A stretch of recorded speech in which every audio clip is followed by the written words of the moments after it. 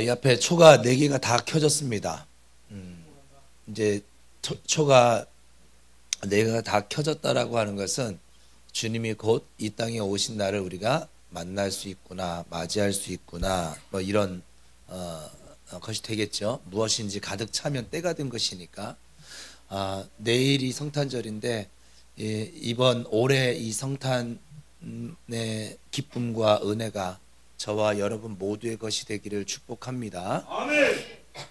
제가 또 모르는 얼굴이 또 한 분이 계시네요. 아니, 저는 알아요. 성도님 모르는 거지. 우리 최은영 자매 동생이잖아요. 그때 언제 왔었죠? 제가 최은영 자매 세례식 때 그때 왔었었는데 저 잘생긴 얼굴을 또 보여줘서 고맙긴 하네요. 우리 예인이 옆에는 누구예요?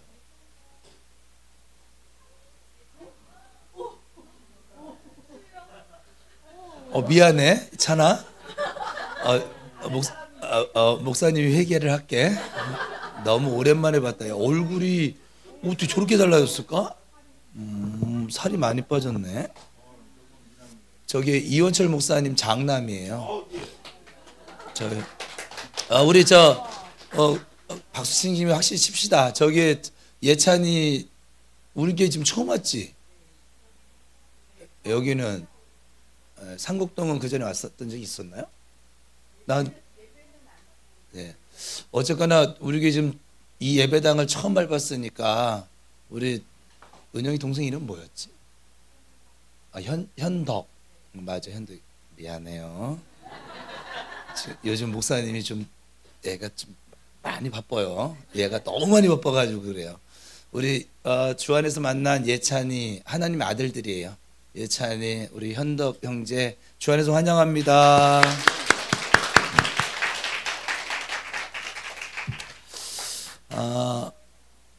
어제 우리 이웃초청 이웃사랑 행복축제를 했는데 이 일을 위해서 몸과 마음을 다해서 열심히 헌신해 주신 여러분, 또 물질로 헌신해 주신 성도, 또 시간도 안 되고 물질도 안 되니까 기도로 힘을 실어준 성도, 어쨌거나 우리 교회 모든 성도들이 같은 마음 같은 뜻을 가지고 그 이웃을 섬겨 나갔는데 저는 그 가운데 꼭 구원 얻을 영혼이 생겨질 거라고 저는 믿습니다. 또 하나님께서 그들이 이제 생활 가운데 자꾸 이제 이 부평 우리 교회에 함께하고 계시는 하나님, 또 그 예수님, 또 그 성령님이 자꾸 이제 생각나도록 성령님께서 그들 마음 안에서 역사하실 줄로 믿습니다. 하나님이 어제 명령하여서 그 가운데 구원 얻을 백성이 있는 것이죠. 명단 적었잖아. 정 목사 매일 그 명단 붙들고 한 영혼 한 영혼 위해서 기도해. 그래서 제 할 일이 또 늘어났어요. 요즘 그냥 일이 계속 늘어나요. 줄여주시진 않긴 하시네요. 근데 일하는 것도 감사하죠. 뭐 일할 수 있으면.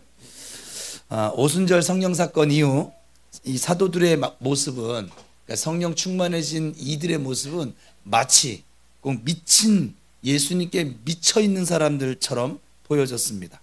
그래서 그들의 표현은 사람보다 하나님이었고, 바꾸어 말하면 우리가 잘 아는 말로 오직 예수, 사자성어였어요.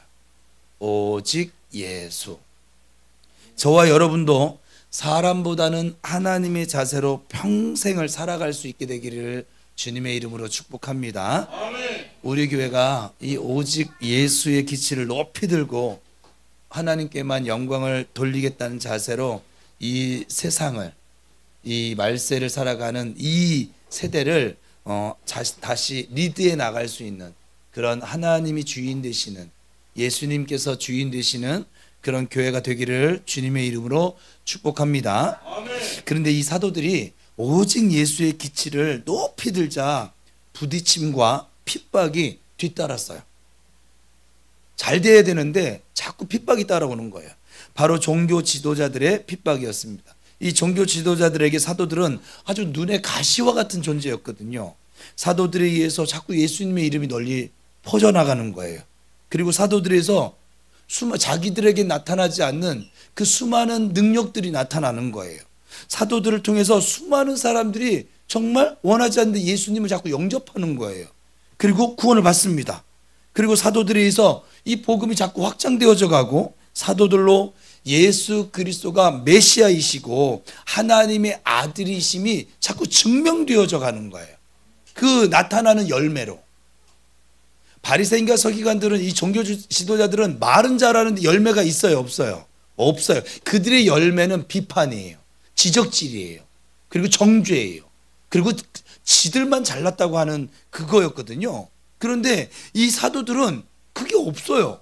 없는데 복음을 전하니까 능력이 나타나요. 죽은 자가 살아나요. 안전뱅이가 일어나요. 병든 자가 고침 받아요. 눈먼 자가 눈을 떠요. 그 전에 포로된 자가 자유를 얻어요. 열매가 달라요. 말뿐인 종교 지도자들하고는 이 사도들이 달랐거든요. 그러니 백성들의 입장에서 볼 때 비교가 될까요? 안 될까요? 백성들은 말 잘하는 사도들, 말 잘하는 지도자들 원하지 않아요. 특별히 지금 우리가 사는 이 시대는요, 유튜브라고 하는, 미디어라고 하는 이 매체 때문에 이제 목사님들이 말만 잘해가지고 설 자리가 없어요, 사실은. 왜냐하면 말 잘하는 목사님들이 너무 많거든요. 또 말 잘하는 거 따지면 보이스피싱 하는 사기꾼들이 더 잘하겠죠. 멀쩡한 사람도 속이니까. 그렇죠? 그러니까 말 잘하는 사람을 찾는 것이 아니에요. 예수님을 닮은 사람을 찾는 거예요. 아멘. 예수님의 가치를 지니고 있는 사람을 찾는 거예요. 아멘. 예수님의 마음을 지닌 종을 찾는 거예요. 아멘. 여러분들이 그런 종들이 되시기를, 여러분들이 그런 말투스가 되시기를 주님의 이름으로 다시 한번 축복합니다. 아멘. 이런 사실들을 만나면서 이 종교 지도자들이 아주 죽을 맛이에요. 어떻게 하든 이 예수님의 이름이 더 이상 확장되는 것을 막기 위해서 사도들을 핍박하기를 시작합니다.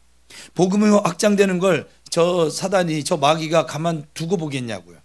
절대로 가만히 있지 않습니다.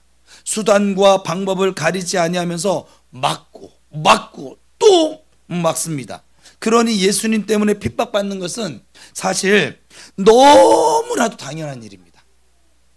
그러기에 우리는 내가 주님을 잘 믿고 있는데 왜 핍박이 오지?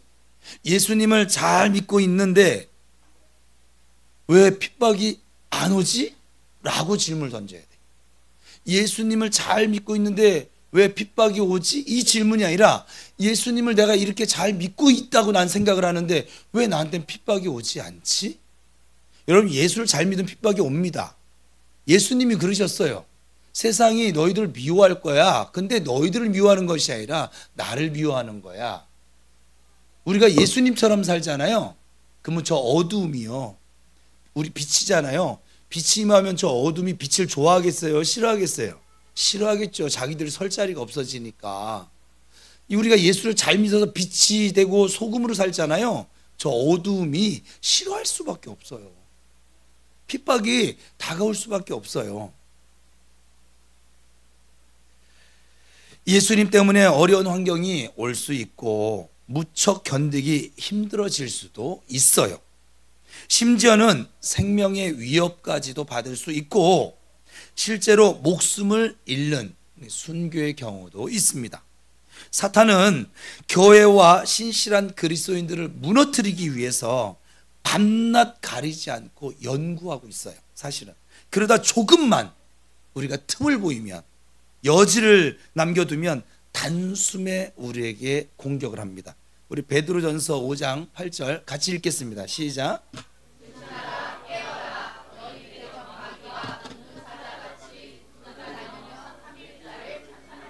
우는 사자같이 두루 다니고 삼킬자를 찾는다라고 말씀하십니다. 근데 사탄은 지금도 두루 다니고 있어요. 우리 교회를 늘 살핍니다. 내 가정을 늘 살펴요. 내 직장에도 지가 주님처럼 항상 찾아와요. 아주 착각도 이런 착각이 없어요. 내가 운전하는 그 시간에도 찾아오고 내가 식사하는 곳에도 찾아옵니다. 내 잠자리에도 찾아오고 내가 이렇게 예배드리는 장소까지 같이 묻어서 옵니다. 심지어 기도원에서 금식하며 기도하는 그 자리도 찾아갑니다. 어떻게 할 수 있냐고요? 성경이 나와 있잖아요. 예수님 금식하며 기도하는 곳에 사탄이 찾아가요, 안 찾아가요? 예수님께도 찾아가는데요. 그렇죠? 왜 찾아다닐까요? 삼킬 틈을 찾기 위해서입니다. 말씀처럼 나를 무너뜨리고 내 가정, 내 교회를 무너뜨리기 위해서 사탄은 자꾸 틈을 찾는 존재예요. 그러기에 기회를, 여지를 그들에게 주어서는 되지 않습니다. 틈을 보여서는 안 됩니다. 그렇다고 해서 너무 우리가 두려워할 필요도 없습니다. 사탄은 우리를 감옥에 가둘 수는 있어요. 그렇지만 우리 중심에 자리하고 있는 예수 그리스도, 오직 예수의 믿음을 절대로 빼앗아 갈 수가 없어요. 내가 포기하지만 않는다면 그 누구, 그 어떤 세력도, 그 어떤 위협도 주님을 향한 사랑으로부터 우리를 뺏어갈 수가 없습니다. 우리 신앙의 선배들이 바로 그 증인들이에요. 열매예요. 믿음을 포기하라고 하는 유혹과 이 핍박들 앞에서 그분들은 생명을 포기하는 대신에 믿음을 지켜왔어요.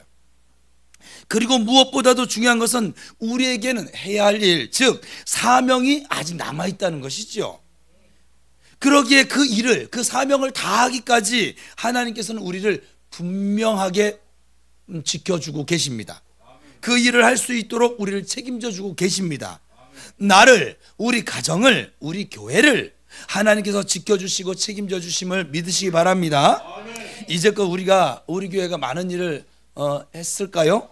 앞으로 더 많은 일을 해야 하기 때문에 지켜주십니다. 아직까지 우리 교회가 쓰임받지를 혹시 못하고 있다고 생각하십니까? 하나님은 앞으로 해야 될 일이 많이 있기 때문에 훈련을 그동안 시켜오신 것이고, 해야 될 일 때문에 책임져 주실 수밖에 없으십니다. 개인적으로 여러분 죽도록 충성하였습니까? 앞으로 충성해야 할 일이 더 많기 때문에 하나님께서 여전히 보살펴 주십니다. 아니면 아직까지 내세울 만한 봉사를 한 것이 혹시 없으십니까? 이제 사용하실 것이고 이제 사명을 주실 거예요. 그러니 하나님께서 눈동자처럼 보호해 주실 것이고, 그래서 안심하셔도 되는 것입니다. 종교 지도자들은 사도들을 잡아다가 옥에 가두었습니다. 왜 가두었을까요? 예수님에 대해서 전파하고 가르치지 못하도록 하기 위해서였습니다. 그래서 감옥문을 든든하게 잠그고 그것도 부족해서 사람들로 하여금 잘 지키도록 하였습니다. 그런데 감옥에 있어야 할 이 사도들이 지금 어디에 있습니까? 성전에 있습니다. 이들은 무엇을 지금 하고 있죠? 예수님에 대해서 가르치고 있어요. 이 사실을 종교 지도자들이 들었어요. 그리고 오늘 본문 33절입니다. 우리 같이 읽겠습니다. 시작.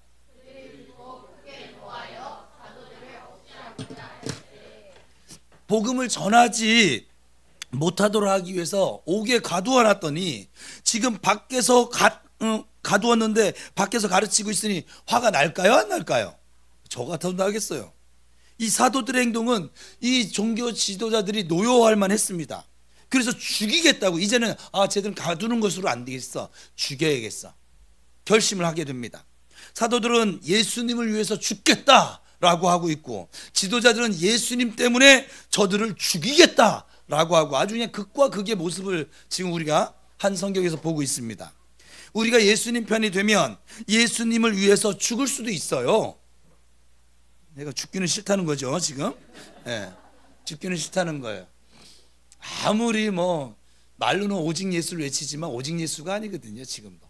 그래서 죽을 수가 없는 거예요. 죽기는커녕 내 안에 이 육성도 못 죽이고 있잖아요. 그렇죠? 참 그런 거 보면 우리의 믿음이라고 하는 것이, 제가 어제 토요기도회 때 말씀 나눴었는데, 믿음을 우리가 똑같이 예수를 믿잖아요. 근데 그 믿음이 다 달라요, 사람마다. 제가 상담해 보면 전부 달라요. 그냥 자기식의 믿음이에요, 전부 다. 우리가 그 믿음이 주도 하나요, 세례도 하나요, 믿음도 하나 할 때, 그 믿음도 하나라고 할 때는 말씀을 통한 믿음 말고는 하나가 될 수가 없어요. 왜냐하면 생각이 다 다르거든요. 소원하는 바도 다르고 이루어지길 원하는 것도 다르고, 오직 우리에게 이 말씀이 텍스트인데, 이것이 캐논인데 기준이거든요. 근데 이 말씀 제껴놓고 자기식대로 믿는 믿음, 그러니까 맨날 자꾸 터지는 거죠. 넘어지고 자빠지고, 어떨 때는 믿음이 되게 막 불 속에 들어갈 것 같은데 어떨 때는 잡초 하나도 뽑을 수 없는 믿음, 그죠? 조금 부는 바람에 그냥 갈대처럼 흔들리는 믿음. 그게 왜 그러냐면 자기식의 믿음이거든요. 정말 여러분 말씀대로 믿잖아요. 예, 죽을 수 있어요. 김용희 선교사님이라고 좀 저기 방송실 조금 좀 지나가, 제 설교 원문을 다 저에게 제가 헌납을 하고 있어요 요즘. 설교 원문대로 안 나가면 저 뒤에서 그럴 거, 목사님 또 옆으로 세시네. 그래서 오늘 보세요, 이렇게 궁합이 잘 맞잖아요. 제가 하는 대로 착착착 나오잖아요, 그죠? 원문을 줘서 그래요. 원문도 줘, PPT 자료도 줘, 다 줘요 지금. 간이고 쓸개고 지금 다 빼줘요. 이런 설교자가 어디 있겠어요, 그죠? 우리 이제 이 목사님하고 박 목사님 설교하거든. 저 방송반에 다 자료 제출하세요. 예? 준비하셔서 목사님들이 이렇게 설교를 준비하고 있구나, 저 방송반에서 알 수 있어요 사실은. 그래서 방송반은 목사님이 삶이 따라주지 않으면 저 방송반은 은혜를 못 받아요 사실은. 그죠? 아주 잘 알아요. 거짓말하고 있는지 사기치고 있는지 그걸 잘 알아요. 목사님도 준비를 하고 있는지 안 하고 있는지, 자기는 준비 안 하면서 성도한테 예배 준비하라고 하고 거짓말인 거 다 안다고요. 그래서 저는 은혜의 대상이라, 은혜 받아야 할 대상이라 제가 지금 평상시보다 훨씬 많이 분주해지고 있는데, 예배 준비가. 아무튼 그 김용희 선교사님이라고 하는 이렇게 전 세계를 배를 타고 돌아다니시는 선교사님이 계시는데, 그 선교사님에게 자녀가 넷인가 있어요. 근데 그 선교사님은 평생을 목숨 걸고 선교사로 활동하시는데 그 집 자녀 넷도 다 선교사로. 여러분들은 선교사 하면은 그냥 선교사구나 이러죠. 근데 이 자녀 넷은 오지 아랍권.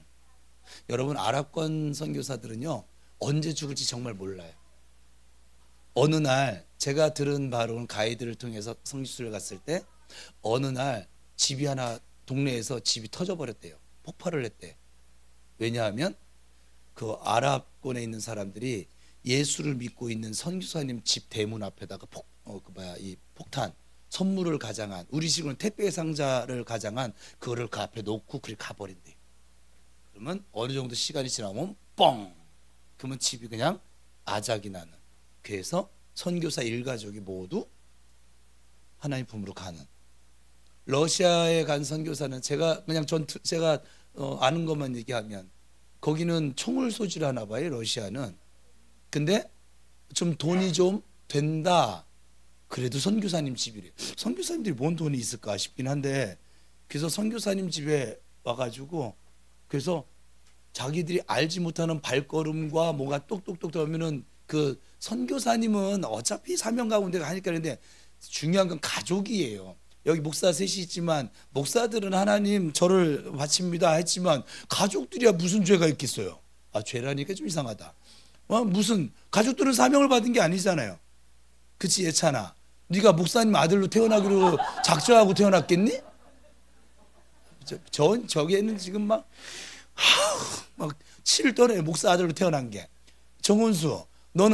정훈수가 예찬이랑 친구거든요. 어렸을 때는 그때 종종 만났는데 커서는 한 번도 못 만났겠네. 둘 다 얼굴이 어째 저렇게 길쭉길쭉해졌을까? 정훈수는 목사 아들로 태어나기를 간절히 바람 속에 태어났어요? 쟤는 또 인상 이르진 않는데 아무도 없어요. 태어나 봤더니 예수께 미쳐있는 목사, 그나마 예수께 미쳐있으면 다행인 거고, 예수께 미쳐있는 게 아니라 지승질에 미쳐있는 목사 아버지를 만나면, 목사 엄마를 만나든지 이러면 애들이 돌아버린대요. 정신병자가 온대. 왜냐하면 다르니까. 자기가 사는 세상하고도 다르고 또 한 분 안에도 두 분의 인격이 들어가져 있어서 다른 것을 보면서 자라고 막 미쳐버리는 거예요. 이게 막 어찌할 수가 없는 거야. 그래서 여러분 목회자 자녀들을 보고도 불쌍히 여겨주세요. 여러분이 볼 때 제가 이 강대상에 있으면 굉장히 좋아 보이지만 또 제가 이걸 다 벗고 또 양복을 벗고 추리닝 바람으로 딱해서 애들 앞에 딱 쓰면 전 미친놈이거든. 또 막 성질을 내고 옷 막 마음에 안 든다고 뒤집어내고서 요즘 안 그래요. 그런 속에서 얼마나 갈등이 많겠어요. 근데 이 김용희 선교사님 그 자녀들은 모두 오지에 생명의 위협이 언제 죽을지 모르는. 그래서 아프리카로 그 첫째 아들은 갔는데 순회 선교사거든요. 김용희 선교사가 전 세계를 다니세요. 유명하신 분이세요. 근데 그분이 이제 그쪽 동네를 이제 방문하게 돼서 아들은 어떻게 하고 있는가 가서 딱 봤더니 비창 말라가지고 먹지도 못하고 잠자지도 못하고 얼굴은 새카매져가지고 아프리카 그 흑인들처럼 다 변해가지고. 그러면 선교를 보내긴 했지만 이 예비 마음으로 볼 때 마음이 좋을까요, 안 좋을까요? 거기서 한 3일을 같이 먹고 자면서 있었었는데 3일을 먹고 자면서 마음이 너무 안 좋더래, 이 선교사님. 그래서 잠도 안 오고 그래서 아버지 앞에 기도를 하기 시작했대. 껌껌한데 거기 뭐 전기 시설도 그렇고 약간 껌껌한데 막 기도를 했대요. 기도하는데 아버지께서 마음을 뭘 주시더래요. 그래서 껌껌한데 막 쓸 걸 찾으니까 그것도 없어가지고 그냥 아무 박스나 해가지고선 막 써놨대요. 그 아들한테 전해줘 라고 하는 마음을 주셔서. 그래서 그 다음날 떠나면서 자기도 못 보고 아들한테도 아빠가 떠난 다음에 보거라, 하나님께서 너에게 주라고 한 메시지야 하고 전해줬대요. 그리고 떠났는데 몇 년 후에 다행히 그 아들이 아직 죽지 않고, 거기 정말 언제 죽을 줄 모르나 봐요. 죽지 않고 한국에서 다시 만났대요. 만났는데 그 아들이 그러는 거죠, 아버지한테. 아버지 그때 저한테 그 쪽지 메시지라고 하나님 주신 메시지를 남겨주고 하셨는데 그거 기억나세요? 근데 이 김용희 선교사님은 기억을 못해. 비몽사몽간에 하나님께서 주신 메시지를 써가지고, 저도 여러분한테 지금 기도할 때 어떨 때는 이게 전한 말을 제가 기억을 못해요. 왜냐하면 저의 의도가 아니었기 때문에 기억을 못하는 거예요. 저의 의도인 건 기억을 해요. 근데 저의 의도가 아닌 건 기억을 못해요. 하나님이 그냥 제 몸을 빌어서 사용하신 것이니까. 그래서 그래요. 우리 사모도 마찬가지죠. 대원사역을 할 때 자기는 기억을 잘 못해요. 다 기억 못해요. 왜냐면 하나님이 하시니까. 근데 그 아들이 와서 그랬대. 그냥 여기서 죽어라. 그게 여기서 순교해라. 그러다가 한국에서 만나니까는 이게 얼마나, 저 아들이 그 메시지를 전해주면서 그 종이에 그렇게 써져 있었대요. 그리고 아들이 아버지 김용희 선교사님한테, 아버지 죄송해요. 제가 순교하지 못하고 여기 이렇게 뻐질뻐질 살아서 여기 와 있네요. 여러분, 이게 우리가 말이 쉽지 예수님 때문에 여러분 자녀가 이런 오지로 선교사로 나간다. 요즘 우리 교회 은혜가 되잖아요. 막 기도하더니 갑자기 와서 준혁이가 이은님 집사한테 엄마 나 도저히 안 되겠어. 나 저기 저 아랍권에 목사님이 설교할 때 저 유태인들이 예수만 받아들이면 예수님 재림하는, 예수님 빨리 왔으면 좋겠어. 나 유태인들의 그 아주 그냥 한복판에 가서 나 복음 전해야겠어. 유태인들은 더 위험해요. 유태인들은 예수님을 잡아 죽인 족속이라 예수님을 아주 극도로 싫어하거든요. 그래서 진짜 죽여요. 지금도 거기도 폭탄 테러가 있어요. 얘네들은 왜 맨날 툭하면 폭탄을 던지는지 모르겠어요. 근데 그렇게 간다고 이제 오늘 저녁에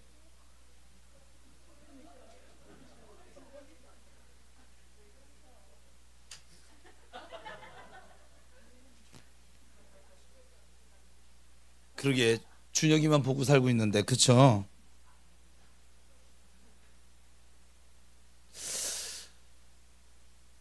우리가 예수님 편이 되잖아요. 예수님을 위해서 죽을 수도 있어요, 사실은. 근데 우리는 죽을 생각을 하지 않고 예수를 믿기 때문에 지금 여러분들이 혹시 어떤 상황을 만났다면 그래서일 거예요. 죽고자 하면 삽니다. 또 죽고자 하잖아요. 죽여도 감사합니다. 살고자 하니까 자꾸 죽을 상황 만나니까 감사할 수가 없어요. 버틸 수도 없어요. 사실은 불평할 수밖에 없는 것이고, 저 세상 사람들과 조금도 다르지 않은 모습으로 살아갈 수밖에 없는 거예요. 또 예수님 편인 우리를 죽이겠다고 위협하는 세력도 나타날 수 있습니다. 어떻게 해서든 이 사단의 방해는 그냥 계속 되어집니다.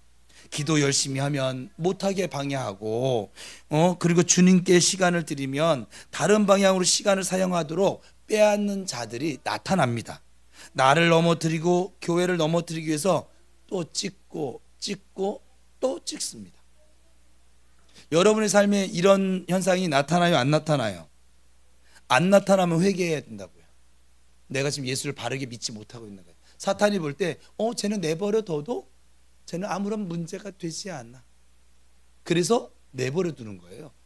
자꾸 이렇게 방해가 나타나잖아요. 내가 예수를 적어도 바르게 믿으려고 하고 있구나. 그래서 사탄이 쟤는 이렇게 내버려 뒀다가는 정말 큰일 나겠네. 쟤 이제 더 이상 내 종노릇 안 하겠네. 내 장난감, 내 놀이개로 내가 마음대로 못 하겠네. 예수께 붙잡힐 것이니까. 오직 예수를 외칠 것이니까. 무슨 말 이해되세요? 여러분들이 죄를 짓는데 가만히 있잖아요. 그건 좋은 게 아니에요. 사탄이 내버려도 돼서 그런 거예요. 쟤는 내버려둬도 스스로 멸망할 거거든. 스스로 죄 가운데 빠져서 허우적거릴 거거든. 아무런 힘도 쓰지 못하고 어느 누구 하나 용서할 이 용기도 없고 사랑할 수 있는 능력도 없고, 말로는 예수 얘기하지만 예수 이름의 권세를 1도 나타낼 수 없는 그런 존재이니까 내버려 두는 거예요. 그냥 죄 짓도록 망하도록 내버려 두는 거예요. 왜? 마귀의 목적은 우리를 죽이고 멸망시키는 것이거든요. 근데 스스로 죽음의 길로 달려가. 땡큐죠 뭐. 쟤들 입장에서 그럴까요? 안 그럴까요? 기도를 안 해. 얼마나 땡큐야. 성경을 안 읽어. 완전 땡큐네. 예배도 안 드려. 우와, 야, 너 잘한다. 야, 그래, 맞아. 너 친구 만나서 놀러 가. 세상 살 인생 뭐 있겠어? 야, 술도 한잔 하고. 그리고 야, 너 제가 자꾸 네 승질 건들잖아. 멱살 잡고 한 방 쳐. 원펀치 쓰리강냉이 한번 해. 너 할 수 있어. 막 부추기는 거죠 뭐. 지멋대로 살게. 막 그렇게 해요. 여러분 10번 찍어서 안 넘어갈 나무 없다는 말을 아주 증명이라도 하는 것처럼 사탄은 아주 계속 찍어댑니다. 우리를 위협하고, 그래도 안 들으면 또 핍박을 하고, 그것도 효과가 없으면 막 죽이겠다고까지. 그러니까 여러분의 삶에 막 죽을 지경이 막 생겨지잖아요. 감사하세요. 예수를 바르게 믿는데 죽을 지경이 생기면 감사하세요. 잘 믿는 거예요. 예수를 안 믿고 있는데 죽을 지경이 됐잖아요. 빨리 돌아서세요. 더 까불면 정말 죽습니다. 죽어요. 왜? 사단의 밥이 될 것이니까. 사단의 밥이 우리가 되지 않는 이유는 예수님 때문인데 예수가 없잖아. 그럼 죽겠지 뭐. 살아날 길이 없잖아요. 우리는 죽을 지경을 만나도 살아나는 이유가 뭐예요? 누구 때문에? 내가 잘났기 때문에 그렇죠 뭐. 내가 머리가 똑똑하고 지혜롭게 일 처리하고, 내가 경험이 많고 그래서 살아나는 거잖아요. 아니죠. 그럼 그게 사실이라면, 여러분 논리적으로 생각해요. 그게 사실이라면 그 죽을 상황까지 내가 갔겠어요? 안 갔겠어요? 안 갔겠죠. 내가 별의별 걸 다 했는데도 갔잖아요. 그건 내 능력이 아닌 거잖아요. 거기 살아났잖아요. 주님의 능력이죠. 예수님의 은혜죠. 하나님을 사랑하는 자는 여러분 절대 무너지지 않습니다. 하나님께서 세우신 교회가 무너질까요? 교회는 예수 그리스도라는 반석 위에 세워진 곳입니다. 하나님이 예수님의 생명과 맞바꾸어 살리시며 사랑하는 성도가 무너질까요? 성도는 예수 그리스도의 반석 위에 세워진 인물들입니다. 그러니 사단이 별의별 방법을 다 동원해서 내려 찍는다 할지라도 하나님께서 보호하시는 이 울타리를 침범할 수는 없는 것입니다. 로마서 8장을 보면 사도 바울이 아주 열변을 토하는 내용이 나오죠. 우리 잘 아는 내용인데 같이 읽어봅시다. 시작. 누가 우리를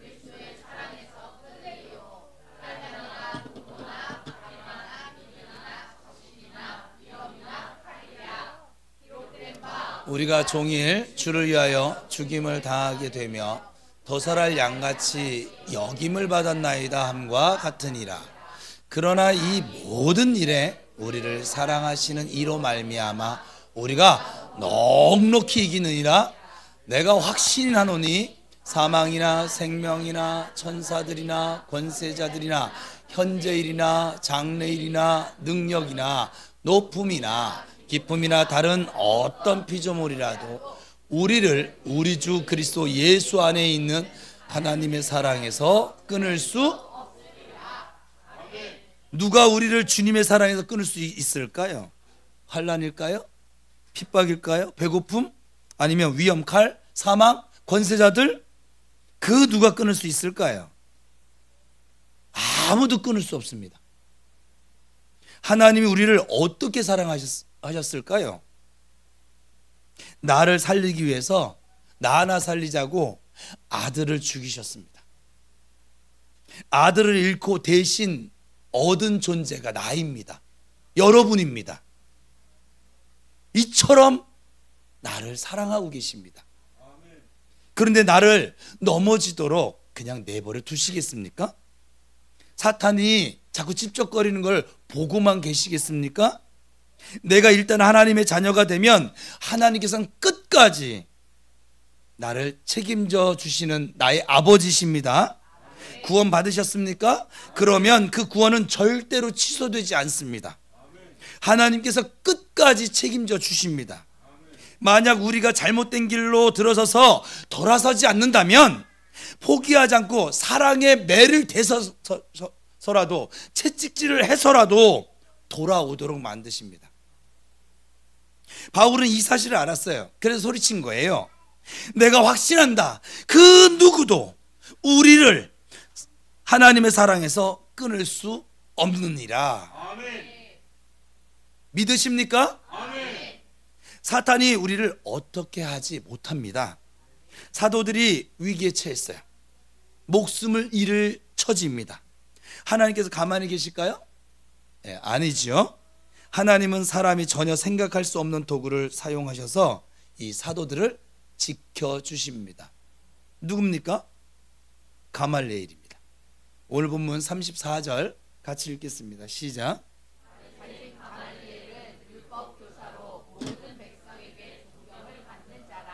공회 중에 일어나 명하여 사도들을 잠깐 밖에 나가.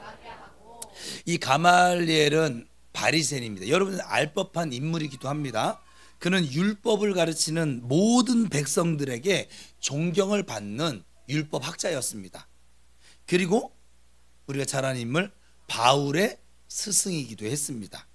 가말리엘이 사도들을 살리기 위해서 제시한 의견이 무엇일까요? 35절 39절에 그 내용이 기록되어져 있는데 막 사도들을 어떻게 하려는 것, 즉 죽이려 하는 것을 좀 조심해야 된다라고 말을 합니다. 그러면서 과거에도 몇몇 이상한 세력들이 일어났었는데 가만두어도 다 흩어지지 않았냐. 그러니 이 사람들 그냥 좀 둬봐라. 이들의 가르침이 만약에 자신들의 가르침이라면 저절로 무너질 거야. 그러나 만약 하나님께로부터 온 가르침이라고 하면 너희가 그들을 무너뜨릴 수 없을 뿐만 아니라 도리어 하나님을 대적하는 자가 되고 말 거야. 그러니 죽이지 말고 그냥 한번 좀 놔둬보자 라고 그렇게 권면을 합니다. 여러분, 이 하나님의 일하는 사람들에게 이런 면에서 보면 함부로 해서는 안 되는 것이에요. 우리는 말을 참 너무 쉽게 하거든요. 사실은 이 비판하고 정죄하는 걸 좋아하는 사람들을 대부분을 면면을 살펴보면 지들은 그것도 못해요. 그거 아세요? 제가 교회 생활 지금 30년 가까이 하고 있는데 교육자 생활만 거의 30년 가까이 됐으니까. 근데 이 비판하고 정죄하는 사람들은 제가 가만히 보면 막 남 기도하는 거 비판해요. 근데 지는 기도를 안 해요. 다른 사람 믿음을 비판해요. 지도 믿음이 없어. 그리고 다른 사람이 뭐 사랑하지 못해. 지는 사랑 더 안 해. 용서도 못해. 사랑은 고사하고. 참 신기한 일인 거예요, 이게. 그래서 그렇게 하나 봐요. 그래서 여러분, 하나님의 일을 하는 사람들에 대해서 함부로 여러분들이 판단하면 안 돼요. 성경에도 나오죠. 남을 비판하면 도리어 그 헤아림으로 자기가 비판을 받는다고. 근데 이 원리를 잘 모르는 것이죠. 모르니까 자기도 하지 못하는 일. 저는 제가 있잖아요. 제가 존경하는 부류가 있어요. 지금 살면서 지금도. 제가 하지 못하는 일을 누군가 해내잖아요. 그게 근데 바른 일이고 하나님의 일이야. 전 무조건 존경합니다. 나이를 떠나서. 내가 못하고 있는 일을 하고 있으니까. 저는 그래요. 저의 존경의 기준은 그거예요. 내가 할 수 있는 일은 내가 굳이 뭐 존경합니까? 나도 할 수 있는데? 나도 하고 있는데? 나는 그보다 더 잘하고 있는데? 그렇잖아요? 내가 하지 못하는 일을 누군가가 어린아이가 됐든지 아니면 청년이 됐든지 하잖아요. 너무 귀해요. 나는 노력해도 저게 잘 안 되더구만. 어떻게 저희는 저렇게 잘할까? 참 대단한 믿음을 지녔다. 대단한 하나님의 사랑을 믿고 있다. 제가 요즘 우리 교회 집사님 한 분을 제가 무지하게 존경하고 있죠. 존경하다 보니까 사랑하고 있고, 사랑하다 보니까 기도하고 있고, 기도하다 보니까는 더 하나님께서 은혜를 주시고. 왜요? 목사가 못하는 일을 하고 계시거든요. 저는요, 자다가 일어나서 화장실을 가기 전에 무릎 꿇고 기도를 해본 적이 한 번도 없어요. 이원철 목사님 그렇게 해본 적 있으세요? 있어요? 그래서 존경을 안 하는 거예요. 나는 존경을 합니다, 지금. 박지민 목사님은 그렇게 해본 적이 있으세요?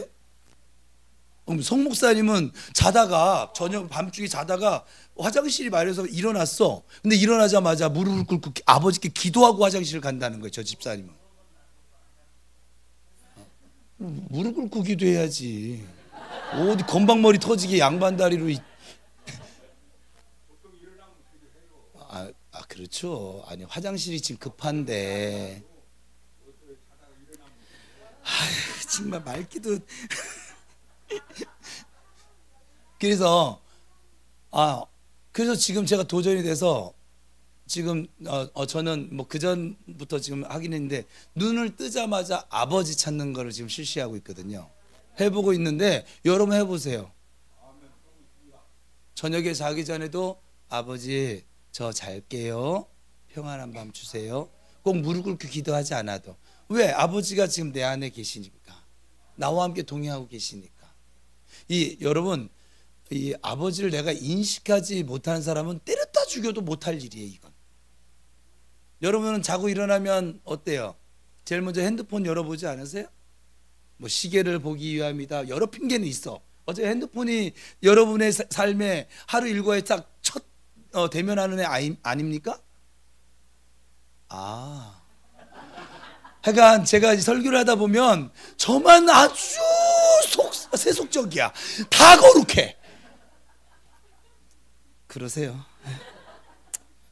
아무튼 그래서 이 하나님의 일을 하는 사람들은 우리가 함부로 해서는 안 됩니다. 조심하셔야 합니다. 내 생각과 다르다고 마구마구 비판하지 마시고 헐뜯고 그러지 마세요. 예를 들면 이런 거예요. 내 생각이 옳은 줄 알고 어떤 교회의 어떤 계획이 틀린 줄 알았어. 그래서 막 뭐 얘기를 했다고 칩시다. 막 목소리를 높였어요. 잘못했다고. 근데 시간이 어느 정도 지나고 봤더니 교회가 틀린 게 아니라 내 생각이 틀렸어.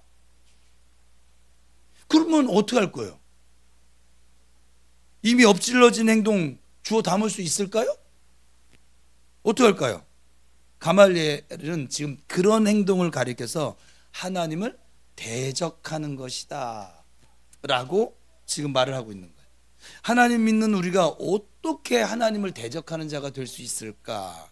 그러나 교회 안에서 제가 교육자 생활을 하다 보니까 교회를 하나님을 위한답시고 일을 하지만 사실은 하나님을 대적하는 일들도 참 많더라 이 말이에요. 그래서 우리는 좀 조심스러울 필요가 있습니다. 무엇보다 지금 제 아내에게도 제가 제일 많이 하는 말이에요. 지혜롭게 할 필요가 있습니다. 내가 하는 일이 오히려 하나님을 대적하는 일이 되지는 않는가. 살피고 또 살피고 그렇게 말을 하고 행동을 하실 수 있기를 축복합니다. 아멘. 자, 혹시 교회의 계획이 잘못된 계획처럼 보여지십니까? 그럴 때도 그냥 가만둬 보세요. 그리고 살펴보세요. 만약 교회에서 하는 어떤 일이 하나님의 일이 아니잖아요. 그 일은 스스로 무너지고 말 거예요. 사라지게 될 거예요. 교회에서 앞으로 그 일을 하지 않게 될 거예요. 그럼 어떻게 했을 때 하나님의 계획이 될 수 있을까요? 사람과 환경에 초점을 맞춰서 계획을 세우지 말아야 한다는 것입니다. 그건 실패가 될 것이고 무너짐이 될 것입니다. 하나님 편에 서고 하나님께 초점을 맞추어야만 합니다. 사람에게 초점을 맞추면 하나님을 대적하는 일이 될 수도 있습니다. 반대로 하나님 편에 초점을 맞추면 그 계획이 반드시 이루어지는 것을 우리는 보게 될 것입니다. 하나님이 이 가말리엘을 사용하신 것은 아주 전혀 뜻밖이었어요. 여러분 생각해 보세요. 왜냐하면 그는 예수 믿는 사람이 아니었거든요. 이처럼 하나님이 예수 믿는 우리들을 지켜주신 방법이 아주 다양하십니다. 우리와 전혀 관계없는 또 알지도 못하는 불신자를 도구로 사용하실 수도 있고 도저히 생각조차도 할 수 없는 방법을 동원해서 일을 진행하시기도 하십니다. 하나님은 우리를 도우시는 분이세요. 풀 한 폭이 자라지 않고 물 한 방울 나지 않는 광야에서 40년 동안 이스라엘 백성들이 생활을 했거든요. 불가능합니다. 그렇지만 인간의 상상을 뛰어넘는 방법을 동원해서 그 일이 가능하도록 만드신 분이 하나님이십니다. 하늘에서 막 만나가 내리게 하셨고 반석에서 막 생수가 솟아나게 하셨고 구름 기둥으로 낮에 더위를 막아주셨고 불 기둥으로 밤의 추위를 따뜻하게 해주셨습니다. 옷이 떨어지지 않게 해주셨고 신발이 닳아 없어지지 않도록 해주셨습니다. 이것이 하나님의 능력입니다. 그리고 하나님의 방법이셨습니다. 오늘 여러분에게 지금 위기가 찾아오셨습니까? 아니면 가정에 심각한 혹시 문제가 발생되어졌습니까? 아무리 머리를 굴려보고 생각을 해봐도 방법이 떠오르지 않으십니까?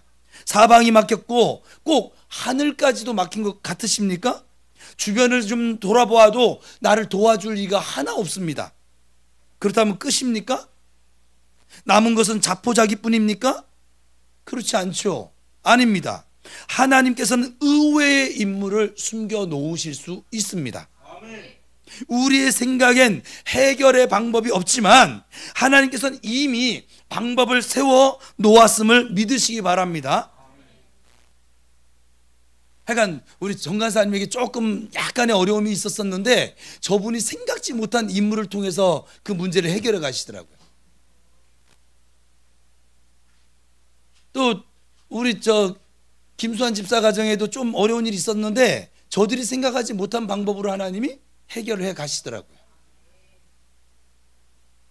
아무리 머리를 굴려봤을 때는 해답이 되지 않더니 하나님 의외의 인물을 통해서도 그렇게 사용하신다 이 말이에요. 그러니 여러분 고민하지 마세요.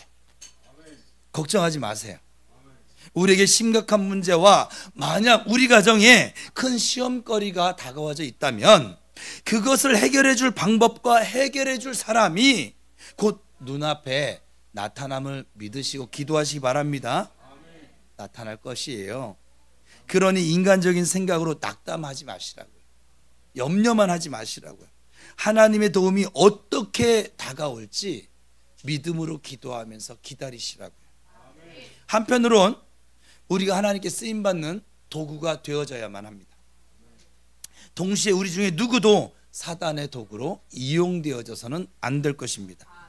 그러나 그럴 가능성은 있어요.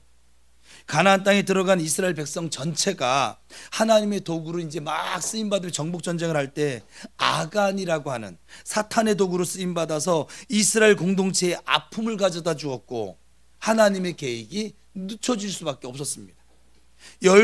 예수님의 12 제자 중 11명은 하나님의 도구로 쓰임을 받았지만 가룟 유다라고 하는 이 사단의 도구가 되어 공동체의 그 결속을 깨트린 인물도 있습니다.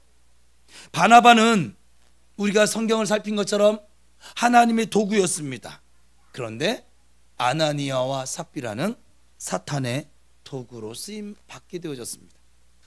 대제사장과 사두개인은 사탄의 도구로 사도들을 죽이는데 앞장섰지만 오늘 본문의 이 가말리엘이라고 하는 율법학자는 하나님의 도구가 되어져서 사도들의 생명을 지금 지켜주는 하나님의 통로가 되어지고 있습니다. 여러분은 누구의 도구로 살고 있습니까? 이날까지 누구의 도구로 쓰임 받으셨습니까?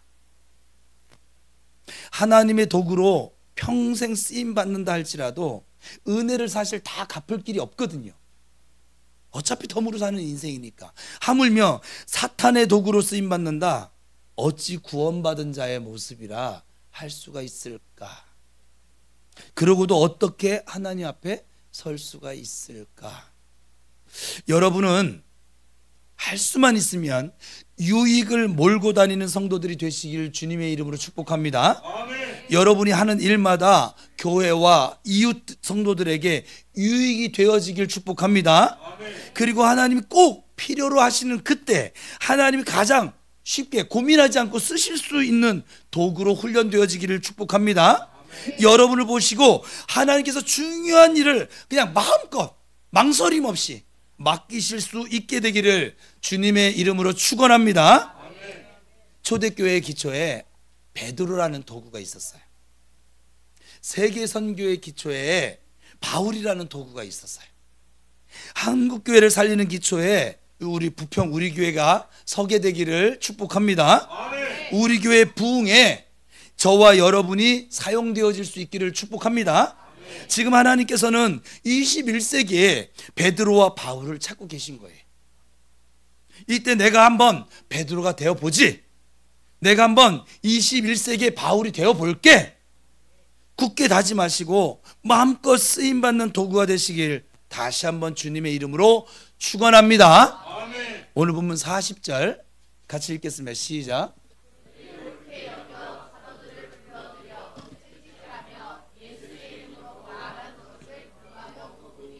이 가말리엘의 말에 지도자들이 동의를 했어요. 아, 참 신기한 일이에요. 그죠?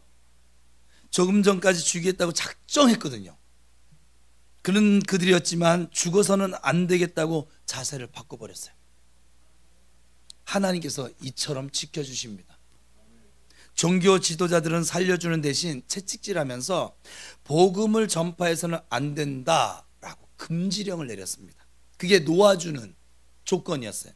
예수님 때문에 채찍에 맞았어요. 이들은 그들이 그냥 때리는 흉내만 냈을까요? 이들이 말한 채찍은요, 예수님 맞은 채찍은 그냥 보통 채찍이 아니에요. 가죽 채찍인데 끝에 납이 달려져 있어요. 뭐 그 설명은 또 길어지니까 등이 아주 갈기갈기 찢겨졌을 것이고 모든 옷이 피에 물들어졌을 것입니다. 이 일을 여러분들은 어떻게 생각하세요?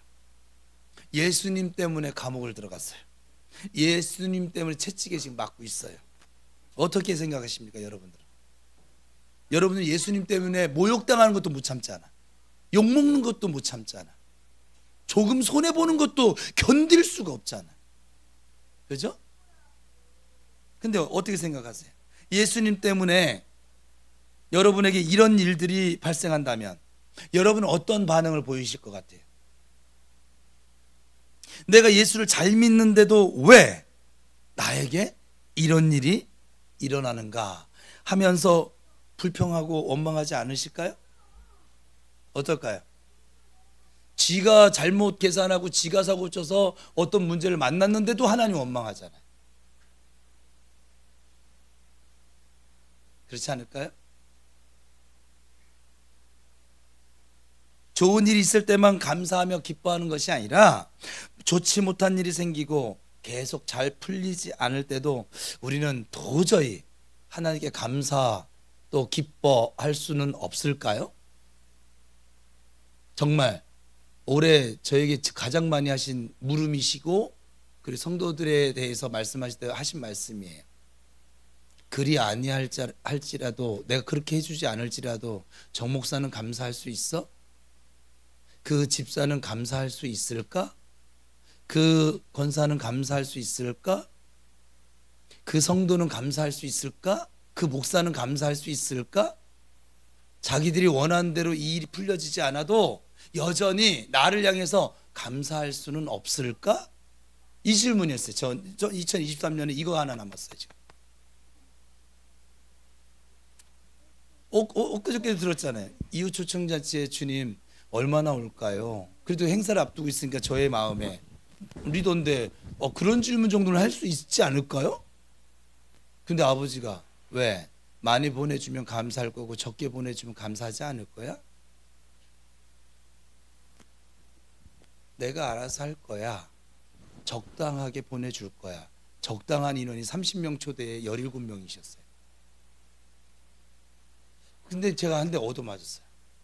그러게 믿음으로 준비했다면 몇 명이 오는 게 그게 뭐가 중요할까? 이미 믿음으로 준비하면서 성도들이 은혜를 받고 있고 같이 함께하는 기쁨을 맛보고 있고, 그래요 안 그래요?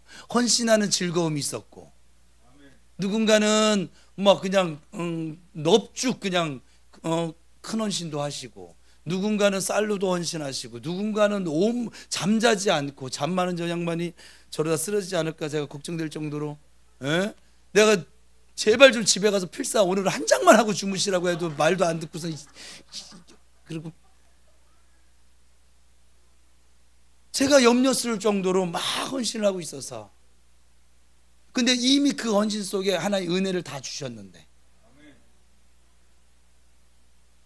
여러분 주님이 꼭 우리 뜻대로 이렇게 뭔가 해주시지 않으면 우리는 도저히 감사하고 기뻐하지 못할 존재들일까요? 그럴 수는 없을까요? 차나 세상이 내 마음대로 움직여져야만 감사가 나오지, 내 마음대로 되지 않으면 도저히 감사가 아니라 막 짜증이 나오지 마. 왜냐하면 찬이가 지금 제일 솔직해서 찬이한테 물어본 거예요. 다른 이들은 지금 목사가 예배 시간에 물어보니까 다 이렇게 한번 필터를 거쳐가지고 얘기를 해주거든. 예? 근데 찬이 봐, 아빠를 닮아 솔직해. 아니 솔직한 게 좋은 거야. 지금 여러분이 가장 어렵고 힘든 일은 무엇일까요? 가장 고통스럽게 하는 것은 무엇일까요?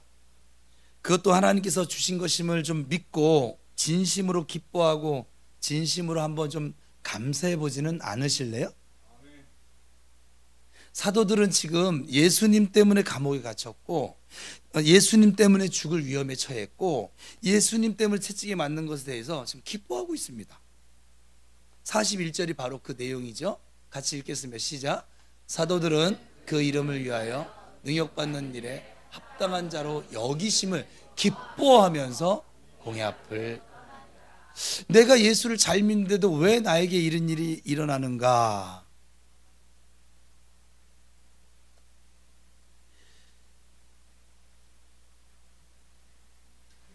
엉뚱한 걸 갖다 놨는데, 예, 내가 예수님의 이름을 위하여 능욕받고 있다는 사실이 사도들에게는 아주 큰 기쁨이었어요. 그리고 예수님 때문에 받는 능욕을 아주 커다란 영광으로 생각을 했습니다. 진정한 성도는 이 예수님 때문에 어려움 당한 것에 대해서 낙심하는 것이 아니라 기뻐한다는 사실입니다. 예수님 때문에 힘든 것 여러분 기뻐하시기 바랍니다. 예수님 때문에 핍박받는 거 기뻐하시기 바랍니다. 예수님 때문에 봉사 많이 하느라 생활이 어려워진 거 기뻐해 보세요. 예수님 때문에 일 많이 하다가 쓰러진 거, 병 온 거 기뻐 한번 해보세요. 예수님 때문에 욕을 먹고 예수님 때문에 손가락질을 받고 예수님 때문에 매 맞는 거 한번 기뻐해 보라고요. 예수님 때문에 선교하느라고 힘드십니까? 그렇다면 기뻐하셔야 합니다. 한편으로는 어떤 힘든 상황에서도 예수님의 이름만 생각하면 힘이 나지는 저와 여러분 될 수 있기를 축복합니다. 나에게 어떤 좋지 못한 일이 생겼을지라도 예수라는 이름을 생각하면서 힘을 내시게 되기를 축원합니다. 예수는 나의 힘이요 내 생명 되시니 구주 예수 떠나가면 죄 중에 빠지리. 눈물이 앞을 가리고 내 맘에 근심 쌓일 때 위로하고 힘주시리 주 예수. 아멘. 이거 부르게 하시려고 성대를 좋게 하셨네. 우리는 만왕의 왕 되신 예수님을 곧 만나게 될 것입니다. 천국에서 영원토록 그 예수님과 더불어 가장 행복한 삶을 살게 될 것입니다. 이 영광스러움은 이 땅에서 예수님 때문에 받는 핍박이 크면 클수록 더 커지게 될 것입니다. 제가 대접하는 것 때문에 성도랑 잠깐 나눴었어요. 저는 여러분들이 대접을 많이 받고 싶지 않아요. 사실은 이건 정말 저의 신앙이에요. 저는 천국에서 영원토록 누리고 싶은데 자꾸 이 땅에서 대접을 저한테 한 100억씩 해주시든가 기껏해야 그거 저는 천국에서 영원토록 누릴 거예요. 제가 왜 이렇게 미친놈처럼 봉사하고 다니고 왜 섬기고 다니고 나누고 전들 우리 애들 더 좋은 거 사주고 싶고 전들 더 막 좋은 거 입고 다니고 싶고 안 그러겠으면 저도 사람인데 근데 왜 이렇게 사느냐? 저는 천국에서 누릴 거예요. 그러니까 천국에 가서 보자고요. 여러분들의 저 상이 큰지 저의 상이 큰지 저는 그거는 한번 시합을 해보고 싶어요. 거룩한 시합을. 저는 이원철 목사님보다는 천국에서 커다란 상을 받고 싶어요. 근데 이 땅에서는 같이 나누지만 난 커다란 상을 받고 싶어요. 천국에서는 내가 덩치가 좀 더 컸으면 좋겠어. 그냥 더 많이 누렸으면 좋겠어. 나는 이 땅에서 기껏해야 앞으로 우리 7, 80이라고 성경대로 따지면 기껏해야 20년 그죠? 더 누려봐야 욕심 부려봐야 저는 저기서 영원토록 누리고 싶어요. 저는. 근데 여러분들이 이 땅에서 저를 자꾸 대접해 주잖아요. 그럼 성경에 나와요. 너는 이 땅에 있을 때 이미 대접을 많이 받지 않았냐? 저는 그 말씀을 믿거든요. 그래서 제가 지금 이렇게 사는 거예요. 남이 도와달라는 거 쉽게 거절하지 못하고 가서 도와줘. 저 믿음으로 도와줍니다. 전들 자고 싶지 않겠어요? 여러분, 저도 이 목사님처럼 눕는 거 좋아해요. 먹는 거 좋아하고. 저도 가만히 있고 그냥 여기 의자에 앉아서 기도나 했으면 좋겠어요. 성경이나 읽고. 그런데 왜 미친놈처럼 이 빨빨대고 이렇게 돌아다니고 있느냐? 왜 이렇게 사느냐? 저는 저의 소망이 하나님께 있어서 그래요. 그러니까 여러분들 가끔가다 저한테 뭘 대접해 주려고 하면은 고민을 하세요. 내가 이 목사님의 상을 빼앗을 것인가? 정말 저는 안 해줘도 상관이 없어요. 제가 여러분들을 자꾸 고기도 구워주기도 하고 밥을 사주기도 하고 왜 그런 줄 아세요? 저는 쌓는 거예요. 하늘의 보물을. 저는 그 말씀 믿거든요. 여러분은 안 믿지요. 그래서 이 땅에서 자꾸 뭘 누리려고 하는 거잖아요. 저는 믿어줘요. 그게 믿어지는 걸 어떻게 하겠어? 내가 여기서 지금 믿음으로 주님 주신 사랑으로 다른 이들을 섬기고 사랑한 거 하나님이 잊어버리지 않는데요. 요번에 우리 진리의 보물상자 공사하고 났더니 하나님이 우리한테 뭐 줬어요? 황금 열쇠 줬잖아요. 너희들 정말 힘들고 어려운 일을 만났을 때 이때의 일을 나에게 말하거라. 그러면 내가 이것을 갚아줄게. 저는 근데 진리의 보물상자 이거 공사한 건 일도 아닌데 제가 얼마나 많은 일들을 했는데 그것도 믿음으로 사랑으로 내 헌금 바쳐가면서. 이순명 선교사님이 이사를 하셨어요. 지금 이거 보고 계실는지도 모르는데 우리 교회 이름으로 그 이사 비용을 좀 보탰어요. 힘들고 어려우셔서 선교비로. 그리고 또 그때 같이 일하신 분들 선배 목사님들도 있었으니까 대접했어요. 음식을 이사해주고 대접해주고. 참 좋은 교회예요. 그렇죠? 부평우리기 좋은 교회예요. 다른 교회에서는 상상도 하지 못하는 일들을 해내는 교회가 부평우리교회예요. 빌라델비아 교처럼 적은 능력을 가지고도 말씀을 지키고 믿음을 배반하지 않는 교회예요. 그래서 하나님이 우리 교회 예배를 기뻐하세요. 지금도 같이 계세요. 운행하고 계세요. 여러분 마음에 녹화하고 계세요. 지금.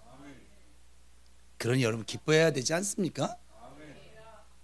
그러니 그리 아니하실지라도 감사로 주님 앞에 나아가야 되지 않을까요?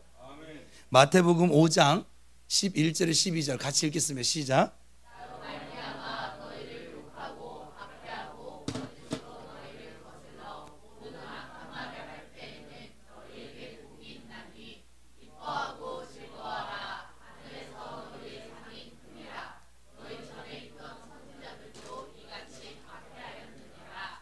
이제 왜 예수 때문에 받는 핍박을 기뻐해야 하는지 그 이유를 이 말씀으로도 충분히 알 수 있으리라 믿습니다.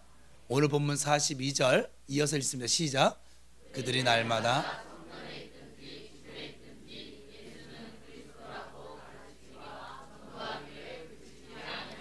사도들이 풀려났어요. 그 다음 한 일이 무엇입니까? 가르치고 전도하는 일이었어요. 그렇게 매맞고 감옥에 끌려갔는데도 여전히 가르치고 전도하는 일이었어요. 사도들이 가르치고 전도하는 방법 두 가지가 42절에 지금 나오고 있는데, 첫 번째는 장소 초월입니다. 성전에 있든지 집에 있든지, 이 말은 어디에서든지. 두 번째는 시간 초월이었습니다. 그치지 아니하니라, 이 말은 어떤 시간이든지. 시간과 장소를 초월했어요. 시간과 장소의 제한을 받지 아니하고 그들이 했던 일은 전도와 예수 그리스도에 대한 가르침이었습니다. 모든 장소, 모든 시간에 쉬지 않고 가르치고 쉬지 않고 전도하는 거, 이것이 바로 사도들의 모습이었습니다. 맨날 무엇을 먹을까 마실까 입을까 이 염려 속에 사는 자들이 아니었어요. 교회 일 열심히 하다 보면 개인 생활이 없어질 수도 있어요. 아무리 교회를 좋지만 내 생활도 있어야 하고 가족도 있어야 하지, 이런 마음 혹시 지니고 계십니까?